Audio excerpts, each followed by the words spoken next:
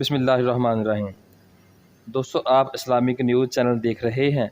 جیسا کہ آپ سب جانتے ہیں کہ پنجاب میں ضمنی الیکشن ہوا اور پاکستان تحریک انصاف نے بھاری مارجن سے یہ الیکشن جیتا اور تقریباً 15 نشستیں 20 نشستوں میں سے پاکستان تحریک انصاف نے حاصل کیں اور 15 نشستیں حاصل کرنے کے بعد پاکستان تحریک انصاف اپنے اتحادیوں کے ساتھ مل کر اس پوزیشن میں آ گئے کہ وہ پنجاب میں حکومت بنا سکیں۔ اور اس وقت پنجاب اسمبلی میں پاکستان تحریک انصاف 188 نشستوں کے ساتھ پہلے نمبر پر اور پی ایم ایل این 179 سیٹوں کے ساتھ دوسرے نمبر پر ہے۔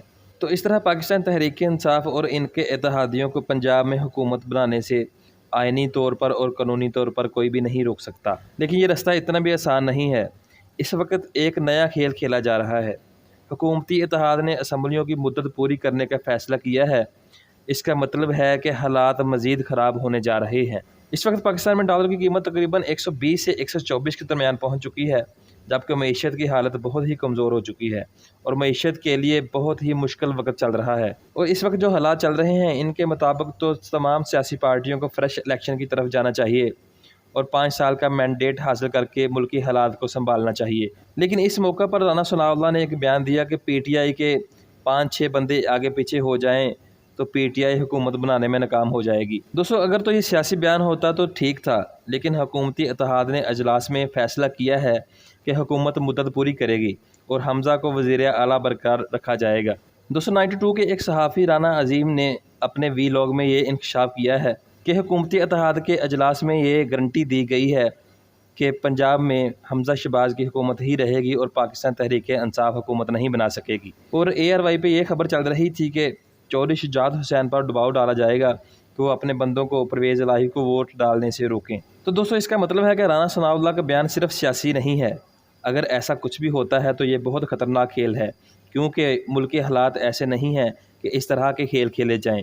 دوستو، اس میں باہر کی قوتیں بھی اثر انداز ہو رہی ہیں۔ ایسی قوتیں نہیں چاہتی کہ پاکستان کے حالات ٹھیک ہوں، اور وہ قوتیں پاکستان کو اتنا کمزور کرنا چاہتی ہیں کہ پاکستان میں ایسے حالات ہو جائیں کہ یہ ڈیفالٹ کرنے کے قریب چلا جائے۔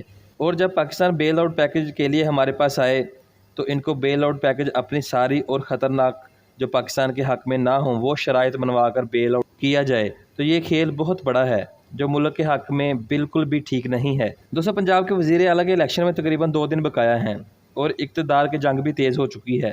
تو ان حالات میں سیاسی جماعتوں کو ہوش کے ناخن لینے کی ضرورت ہے۔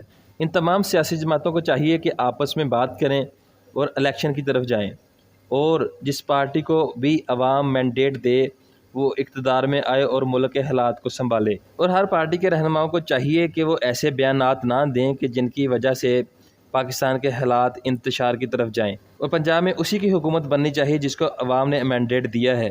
تو ان حکمرانوں کو چاہیے کہ وہ عوام کو مزید آزمائش میں نہ ڈالیں اور سری لنکا کے جو حالات ہیں ان سے سبق سیکھیں۔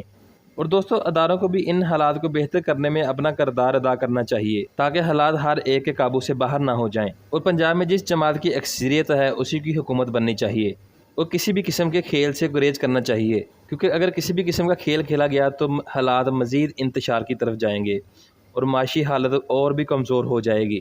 تو اس وقت ضروری ہے کہ یہ سیاستدان آپس میں بیٹھیں اور ملک کی خاطر کوئی نہ کوئی حل سوچیں۔ اور اس وقت پاکستان کی ضرورت ہے کہ پاکستان کو فریش الیکشن کی طرف جانا چاہیے، اور جو بھی پارٹی آئے وہ 5 سال کا مینڈیٹ لے کے آئے اور پاکستان کے حالات ٹھیک کرنے میں اپنا کردار ادا کرے۔ ویڈیو اچھی لگی ہو تو آگے شیئر کر دیں اور اپنے اس چینل کو سبسکرائب کر لیں اور بیل آئیکن کو بھی کلک کر لیں تاکہ مزید اچھی ویڈیو آپ تک آسانی سے پہنچ سکیں۔